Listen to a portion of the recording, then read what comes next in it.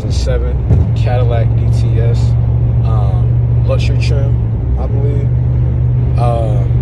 This is a great car, but a problem that a lot of these Cadillacs have, and I'm sure most of you who's watching this video are here because of this reason, is that these cars have a huge problem with a parasitic drain. Including myself, I had the problem, which I believe I got resolved. That light's on, but that's just because I'm losing one of the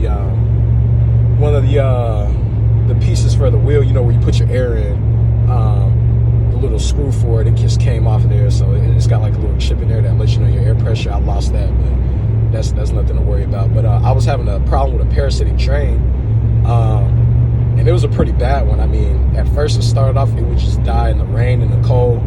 And then it got to the point to where it was literally dying, like, you know, within 10 to 15 minutes, you know, maybe an hour tops. And what I ended up doing is I ended up, you know, getting the battery checked, you know, like anybody else would. They told me my battery was fine. Ended up getting my alternator checked. They told me my alternator was fine. I just went to like AutoZone type places to do this.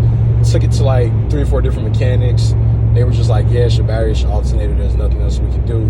So I'm just like, all right, now and mind you, this is like a month after I bought the car, so I'm like, all right, I'm just stuck with this, you know, this fucked up car, basically.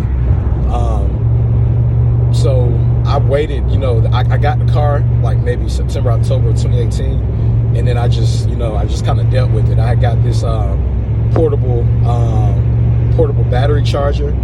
And let me know in the comments if you want me to make a video about that, because actually that was like my saving grace, is because like literally my car would die almost every time. Like it was dead almost every time I got in it, and that's even if I was out and about.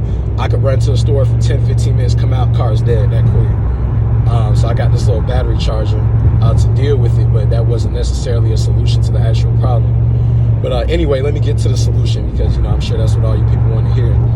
So my solution I had to my parasitic drain, I know, you know, it could be different for everyone, is I took it to a shop. If you guys are located in Atlanta, it's called Allen Cox Automotive. These guys are great. They're real professional, and they can pretty much work on any car for any problem you got for your car for a pretty decent price. I'm on the way there right now, actually get some headlights put on. But what ended up happening is I took it to them, and they told me that my alternator was overcharging my battery to the point to where I was having battery acid come out of there.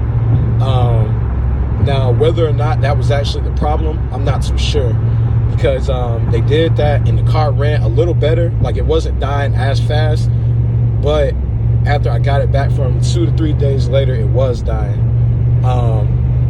So what I ended up doing is I took it back to them. I let them know what was going on, and they held on to it for another day.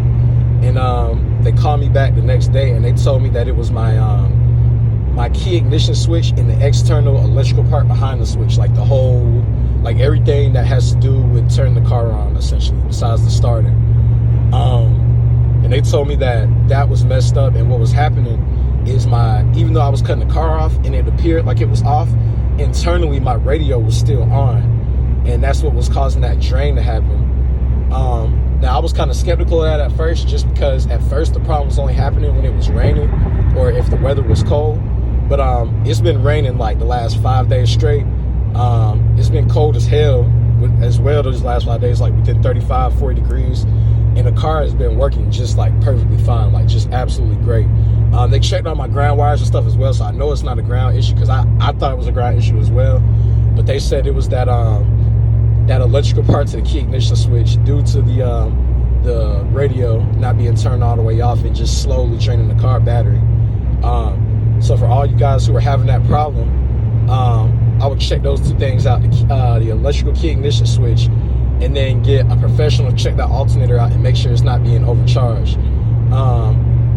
Because I granted, I said I was kind of skeptical of it at first, but I mean, the battery of the car is located under the seat, and they said that actually I had a hole in my back seat, under my back seat, from where that battery acid was coming out of my battery from being overcharged. I mean, and they were actually right about that. I did have a hole there from the battery acid, and you can see like some like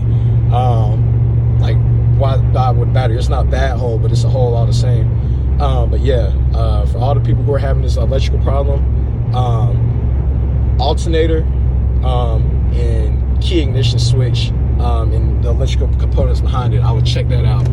I'm not gonna lie, it's pretty pricey to get it done, but when it comes to this electrical stuff, you're gonna want to pay somebody who knows what they're doing. You want somebody who's gonna do it right. So I wouldn't recommend taking it to the dealership, just because, you know, they'll probably charge your arm and a leg, but I would take it to somebody that you know is a professional in your area for dealing with these kind of problems. Let me know if you guys have any more questions. And you guys have a good day.